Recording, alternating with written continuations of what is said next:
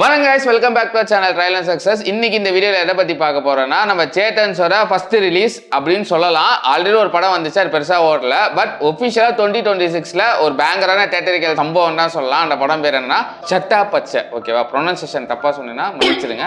அப்புறம் என் வாயில வருது. ஆக்சுவலா இந்த படத்தோட டிரான்ஸ்லேஷன் என்ன, டூ ஆர் டை. ஓகேவா, அதுதான் ஆக்சுவலா இந்த படம் வந்து ஒரு தியேட்டரிக்கலா இப்படி ஒரு எக்ஸ்பெக்டேஷன் கிரியேட் ஆச்சுன்னா அந்த படத்தோட ட்ரெய்லர் தான் சொல்லலாம். அந்த படத்தோட ரிவ்யூ தான் பார்க்க போறோம். அதே இந்த படத்துல வந்து ஒரு கேமியோ இருக்கு, நம்ம மம்முக்காரன் பண்ணிருக்காரு. இல்ல உடைக்கிறலாம் ஆச்சரியம் இல்லை, ஏன்னா அவங்களே வந்து போட்டாங்க போஸ்டர்ல. ஆனா அந்த கேமியோ வந்து மொத்த கேரளா சினிமாவே இல்ல மலையாள ஃபேன்ஸே வந்து வச்சு அடிச்சிட்டு இருக்காங்க. ஏன் அதை அடிச்சிட்டு இருக்காங்க? அவ்வளவு மோசமா இருக்கா, நம்ம கூலியே பரவாயில்லையா அப்படின்னு சொல்ற அளவு இருக்கா? அதை பத்தியும் பார்க்க போறோம். நீங்க எங்க சேனலுக்கு ஃபர்ஸ்ட் டைம் வந்தா மறக்காம எங்க ட்ரையல் அண்ட் சக்சஸ் சேனலுக்கு சப்ஸ்கிரைப் பண்ணுங்க. மறக்காம அந்த ஐ பட்டனையும் கிளிக் பண்ணுங்க. எங்களை மாதிரி ஸ்மால் கிரியேட்டர்ஸ்க்கு வீடியோ ஹெல்ப் போக ரொம்ப யூஸ்ஃபுல்லா இருக்கும். வாங்க நம்ம ஸ்ட்ரைட்டாவே வீடியோக்குள்ள போலாம்.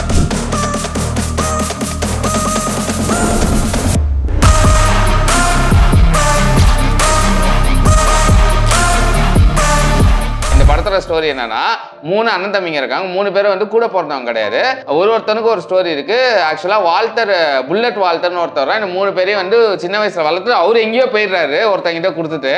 ஆனா அந்த 3 பேர் எப்படின்னா, அவர் ஒரு ரெஸ்லர். ஓகேவா, அவரை இன்ஸ்பயர் ஆகி இவனெல்லாம் அந்த ரெஸ்லிங் WWE எல்லாம் சின்ன வயசுல பார்த்து ஒரே காட்டு மராண்டியா சின்ன வயசுலேயே இருக்காங்க. போய் சண்டெல்லாம் வந்ததுக்கு அப்புறம் சரி அந்த லிட்டில்னு ஒரு பையன், 3ஆவது பையன், அவங்க அம்மா அவங்க கீழே தான் எல்லாம் வளர்றாங்க. அவங்க வந்து அவங்க 2 பேரையும் விட்டுட்டு இவங்க வந்து தனியா போயிடுறாங்க. அதுக்கப்புறம் ரொம்ப வருஷத்துக்கு அப்புறம் லிட்டில் திருப்பி வந்து பார்த்தா அந்த 2 பேருமே அடிச்சுட்டு ஒருத்தன் ஜெயிலையும் ஒருத்தன் கப்பல் ஓட்டிட்டு இருக்கான். இன்கம் ரொம்ப இல்லை, அதனால ஒரு இன்கம் ஜென்ரேஷனுக்காக யாராவது புதுசா யோசிக்கலாம்னு சொல்லிட்டு அந்த லிட்டில் சொல்ற ஐடியா வா நம்ம WWE மாதிரி கொச்சியில ஒரு லீக் நடத்தலாம் அப்படின்னு ஒரு ஐடியா வருது. அதுக்கப்புறம் படத்தில் என்ன நடக்குது, அதான் இந்த படத்தோட ஸ்டோரி. ஆக்சுவலாக வந்து ஒரு வேஃபர் தின் பிளாட்லாம் இது. பட் அந்த யோசிச்ச விடமே இருக்குல்ல, ஒரு WWE மாதிரி ஒரு ஈவெண்ட்டை வந்து கேரளாவில் கொச்சியில் நடத்தினா எப்படி இருக்கும் அப்படின்னு சொல்லிட்டு ஒரு ஃபேண்டசி தான். பட் அந்த ஃபேண்டசியை சூப்பராக எக்ஸிக்யூட் பண்ணாங்கன்னா சொல்ல முடியும். ஏன்னா ஒரு பக்கவான என்டர்டெய்னிங்கான படம் தான் சொல்லலாம். எஸ்பெஷலி அந்த ஃபர்ஸ்ட் ஹாஃப்லாம் வந்து சூப்பர் என்டர்டெய்னிங்காக இருக்கு. அந்த இனிஷியலாக அந்த பிளாட்டை வந்து அந்த ப்ரெமிஸை வந்து செட் பண்ணுவாங்க, அந்த கேரக்டர்ஸ். ஓகேவா, அந்த கேரக்டர்ஸ் இன்ட்ரோடக்ஷன் எல்லாமே பயங்கரமா செட் பண்ணதுக்கு அப்புறம் அந்த ஃபேஸ் ஸ்லோவா இருக்கும். டிபிக்கல் மலையாள படத்துல என்னவோ அதே தான் இருக்கும். பட் அந்த பிரமிஸை செட் பண்ணோன்னே நம்ம ஈஸியா அந்த வேர்ல்டுக்குள்ள ஈஸியா கொண்டு போயிடுறாங்க. அது எல்லா மலையாள சினிமாவுக்கும் இருக்கிற இது. ஏன்னா நம்ம நம்பலனாலும் சரி, இந்த கொச்சியில வந்து ஒரு ஈவெண்ட் நடக்குதுன்னா நம்மளை நம்ப வைக்கிற மாதிரி ஒரு பிலிபிலிட்டி ஃபேக்டர் வந்து ஈஸியா வந்து அந்த நரேஷன்ல கொடுத்துடுறாங்க. அதையும் நம்ம உள்ளேயும் போயிடுறோம். அதெல்லாம் இந்த படத்துல மிகப்பெரிய பிளஸ்ன்னு சொல்லலாம். அதுக்கப்புறம் வர அந்த ஈவெண்ட் ஸ்டார்ட் ஆனோன்னு மாசு தான். ஆக்சுவலா நீங்க ஒரு WWE ஃபேனா இருந்தா கண்டிப்பா இந்த படம் ஒரு ட்ரீட்றான். ஊறப்பட்ட ரெஃபரன்சஸ் இருக்கு நம்ம WWE ஸ்டார்ஸ். அதை இப்படி கொண்டு வராங்க, அது இப்படி ஆக்டிங் ஓரியன்டான அதே மாதிரி தான் இதுன்னு சொல்லி அந்த ஒரு ஃபன் எலமெண்ட்டை சூப்பராக ஒர்க் அவுட் பண்ணியிருக்காங்க. அந்த ஃபன் எல்லாமே பயங்கரமாக ஒர்க் அவுட் ஆகிடுது. அதே மாதிரி அந்த இன்டர்வல் பிளாக் வந்து ஒரு வேற லெவல் தான், ஒரு வேற லெவல் சம்பவம். ரொம்ப என்ஜாய் பண்ணேன் நான் ரீசெண்டாக.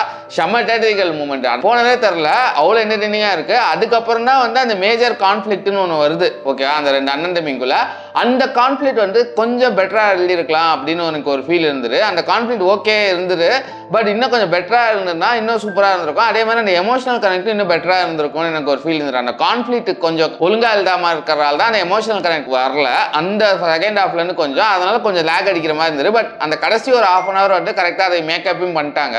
இந்த படத்தில் மிகப்பெரிய பாசிட்டிவ்னா நான் எதை சொல்லுவேன்னா, ஆக்ஷன் சீக்வன்ஸ் தான். எல்லா ஆக்ஷன் சீக்வன்ஸும் அதிகம் தான். கண்டிப்பாக வந்து தியேட்டரில் என்ஜாய் பண்ணலாம். நம்ம எப்படி RDX, ஆலப்புழா ஜிம்கானா இந்த 3 படத்தையும் வச்சு செஞ்ச மாதிரி தான் இருக்கு இந்த படம். ஆக்சுவலா என்னன்னா, ஆலப்புழா ஜிம்கானால வந்து கேரக்டர் ட்ரிவனா இருக்கும், ஸ்டோரியா பெருசா இருக்காரு. கேரக்டர் வராங்க அப்படியே முடிஞ்சிடும். ஆனா இந்த படத்துல அதுக்கு ஒரு கான்ஃப்ளிக்டை கிரியேட் பண்ணி அப்படி காட்டின மாதிரி தான் இருந்தது. அதனால எனக்கு ஆலப்புழா ஜிம்கானோட இது பெட்டரா ஒர்க் ஆன ரீசன் அதுதான் எனக்கு. அந்த படத்தை இந்த படத்தையும் கம்பேர் பண்ணா. அதே மாதிரி மியூசிக், முஜிப்போட பேக்ரவுண்ட் ஸ்கோர் சூப்பரா இருந்தது. சங்கர் எஸ்என் லாயர் மலையாளம் டிபி. ஆக்சுவலா பாட்டுலாம் ஓகே, படத்துல பார்க்கும்போது ஓகேவா இருந்தது. பட் ரொம்ப ஸ்பெஷல்னு சொல்ல முடியாது. பட் ஸ்கோரா வந்து முஜிப் கலக்கிட்டு இருக்காரு இப்போ மலையாள சினிமா ரீசெண்டா.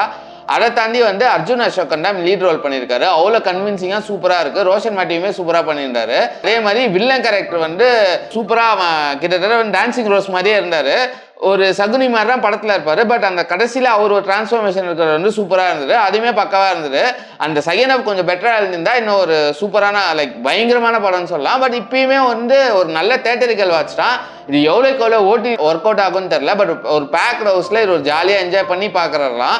என்ன நம்ம தம்ப்நெயில்ல ஒரு விஷயம் சொல்லியிருப்போம், நம்ம மம்முக்கா வராருன்னா, ஆனால் அந்த பில்டப் வந்து செம்மையாக இருக்குது. அந்த கேமியோக்கான நீர் வந்து சூப்பராக அதை பில்ட் பண்ணி கொண்டு போயிடாங்க. நம்ம கூலியில் இருந்த மாதிரி இல்லை, ஓகேவா? அது பக்காவாக தான் இருக்குது. பட் என்னன்னா மம்முக்கா வந்து அங்கே படத்தில் இன்ட்ரோலாம் எல்லாம் பயங்கரமாக இருக்கு, ஆனால் வந்துட்டு எதுவுமே பண்ணல அவரு.